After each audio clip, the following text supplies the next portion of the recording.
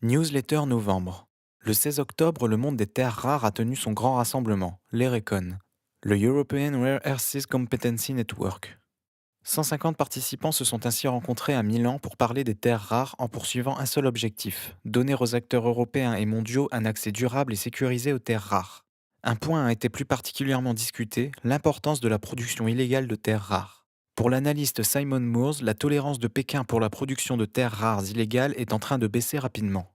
En luttant efficacement contre ces mines, Pékin pourrait créer à nouveau une pénurie de terres rares. Car rappelez-vous, la production de terres rares illégales pèserait 40% du marché mondial. D'ailleurs, joignant le geste à la parole, Pékin a décidé en octobre d'accélérer sa lutte contre ces mines. Le gouvernement a lancé une campagne contre ces installations qui devrait s'étaler jusqu'au 31 mars 2015. Le gouvernement a également annoncé son intention d'établir une traçabilité des terres rares ainsi qu'une meilleure distinction entre terres rares légères et lourdes et une augmentation de la fiscalité. Cette réorganisation devrait notamment réduire l'offre de terres rares lourdes à l'exportation. Plus globalement, c'est tout le marché des terres rares qui devrait être transformé. Comme le résume le géant chinois de la mine Minmetals, puisque la production légale a cru modestement ces dernières années, la plus grande répression contre les mines illégales va diminuer la production globale de la Chine. Si Pékin arrive à mener à bien ces réformes, les prix devraient effectivement repartir fortement à la hausse en 2015.